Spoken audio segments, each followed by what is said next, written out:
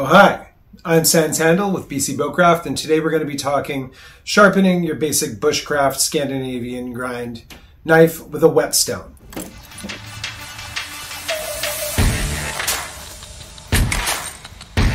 As always, placing the foremost importance on finest cheapest, we picked up this brand name whetstone from Amazon, 400 and 1000 grit, a couple days ago, and we're going to take it for a spin. Today we're going to be working with a Tops Brothers of Bushcraft issue 1095 high carbon steel modified Scandi grind knife. This guy is still fairly sharp, despite all of our dulling attempts.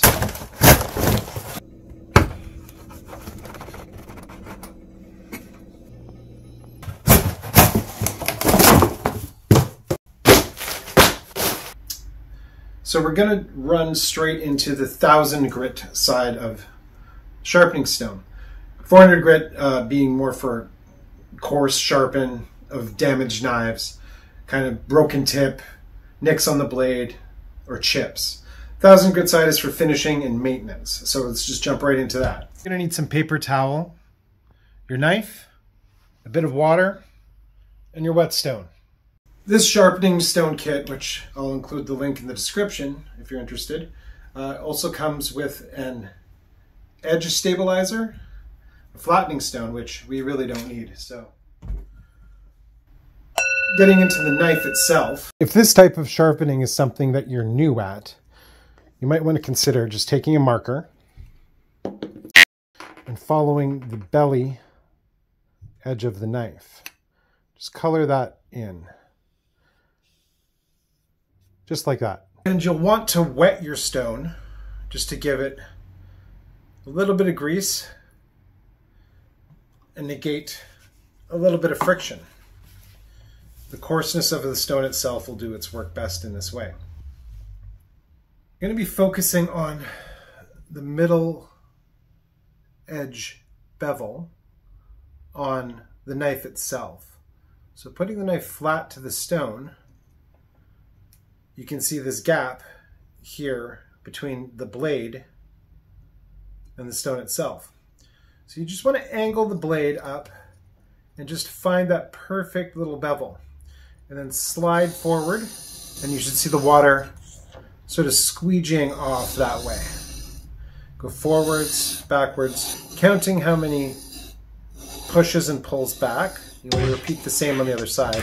This is going to take a bit, so let's cut to intermission while I get this edge of the blade sharpened. Quiet, empty, but I can get violent and petty. Malleable, bendy, my raps vibrant and heady. Eyes beaming, skull with the beam. Sometimes I don't talk a lot, cause I prefer to dream good and to just hold down. And I'm like Spock when he's in the sauce. My two hands in the clock, in the booth, on the couch. I'm like tunic wrapped in tunic cloth. I go through life and muse and choose to do what I wasn't taught. Mind shattered as soon as I drop the music stock. Crock pot broil, slow converse, topped off with silicone oil. Socks off belly jelly, raw iron, heavy metal, fire rock, sentimental loud, fate lines twist together, but it's never. As you can see, it's coming off of the flat point as you go. This is just to get used to your angle and your bevel while sharpening.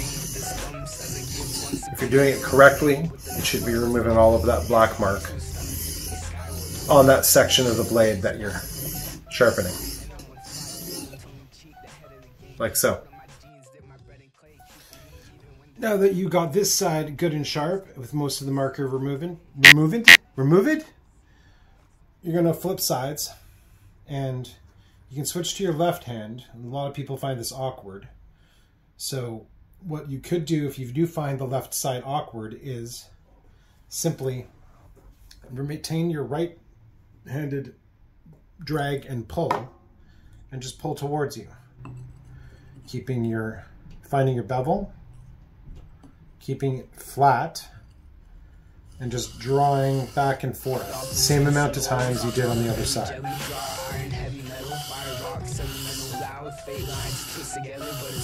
You don't have to go fast, don't have to go slow. Just sort of a medium drag and pull. You'll find that you're removing the marker same as you were the other side. It's always good to wipe the stone off getting a bit of that marker off of the stone and whatever slurry is built up from the metal shavings coming off the knife. And if you run out of water, feel free to use whatever bourbon you have left. Or not. Now when focusing on the belly and the tip of the knife, same sort of process. Lay the knife flat. You'll notice that gap between the blade and the stone. Angle that, and same process. Forward and back. Give it a little more water. Sans bourbon. Begin with your belly again. Don't worry about getting water everywhere. That's kind of part of the process. Now when you're trying to get your angle to the tip, as you can see, you've got the belly into it. But in order to get to this aspect of it, you're going to need to raise your wrist slightly into the belly of the knife. As you go along, moving towards the point. If you check your marker, you can see you're starting to remove more of the belly towards the point. Always turning your wrist slightly to get to that point of the knife, achieving a full sharpen of the belly of the knife. As you get more directly to the point, you want to be careful raising your wrist to not jam, stabbing the point of the knife into the stone.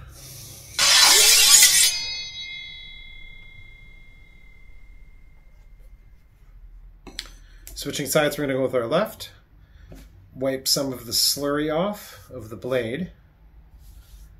You're kind of fine with it on the stone for now. There's not too much of a buildup. Again, back and forth on your stone. Angling more of the belly up to the point. See, at this point, pretty well got the belly and the tip done. Your knife is done, and going against the edge that you just did, if it's sharp enough, you should feel a slight grab, which is a burr on the knife, which means you've done pretty good. And you'll want to strop the knife In another video.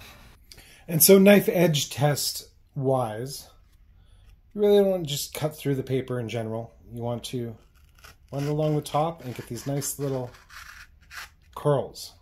And that's how you can tell if your knife edge is honed and sharp. If you enjoyed this video, don't forget to like, comment, subscribe, click notify for more stuff. With his thumbs as a gift once a bun for free. Hanging with the nobodies, including me. Got him too stunned to speak.